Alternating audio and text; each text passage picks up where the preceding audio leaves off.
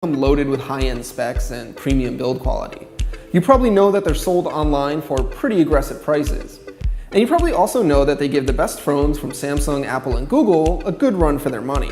Now what you might not know about is OnePlus's newest phone, the OnePlus 5. The 5 carries a lot of the same traits as its predecessor, the 3T. It's got an all-aluminum premium quality build, the fastest processor you can get from Qualcomm, and the most RAM you can get inside of a smartphone. But it's also got a couple of new tricks, like a new dual lens camera, and it does have a new price that's a little bit higher than before.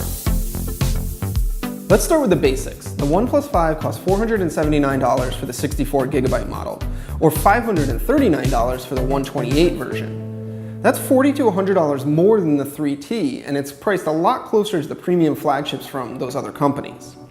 That means that the OnePlus 5 has to do a little more to stand out. It has the same 5.5-inch 16:9 1080p AMOLED display as last year. The display is fine, it's bright and sharp and colorful, and you can see it outdoors, which is good. But it's not nearly as impressive as those edge-to-edge screens that we see on Samsung's Galaxy S8 or LG's G6. The design of the OnePlus 5 is more rounded and curved than the squarish 3T was, and it's going to be instantly recognizable to most people. It's basically a slightly smaller iPhone 7 Plus. The dual camera is in the exact same spot as the iPhones, and so are these curved antenna lines.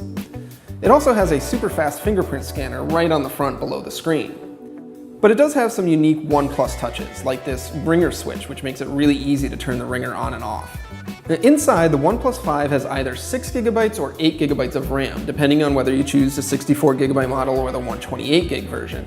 Now, I've been using the 8GB model, and it's super fast. Everything opens really quickly, everything happens very quickly, and even app installs, which always seem to take forever on Android, happen really fast on this phone.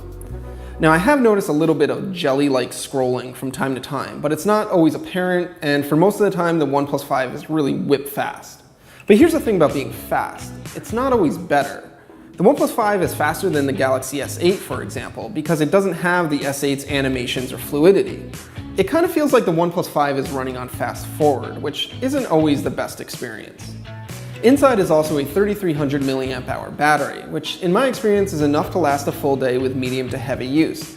I'm typically able to get about 4 hours of screen time using it, which is good, but a little bit better than average, not mind-blowing. For software, the OnePlus 5 runs Android 7.1.1 Nougat, with OnePlus's modifications on top of that. OnePlus's software is really light and easy. It's basically like the same thing that Google ships on the Pixel phones, and it's very easy to use. Now, they did add a couple of things. One of them is a new reading mode, which tunes the screen to a grayscale and makes it almost look like you're reading on a Kindle, which is really easy on the eyes. If you do a lot of reading on your phone, you're probably going to appreciate this. So the OnePlus 5 is a faster f1.7 lens, a more capable sensor, and a new camera that's right next to it that has a longer focal distance. This lets you do a couple of things. You can zoom in closer to your subject, or you can do unique blurring effects like a DSLR might be able to do. But unfortunately, all of that new camera tech doesn't produce amazing images. The 16 megapixel camera doesn't have optical stabilization, which leads to softer images in low light. And the 20 megapixel camera with the longer lens has smaller pixels and not as bright of a lens.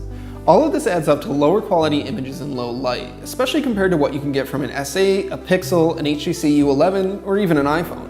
To make matters worse, the portrait mode that's supposed to mimic a DSLR is more miss than hit.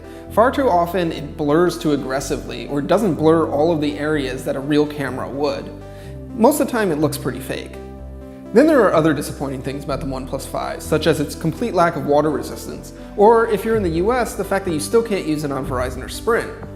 So this is the OnePlus 5. It's faster and better looking than ever, but it's got a failed camera gimmick and a less attractive price tag.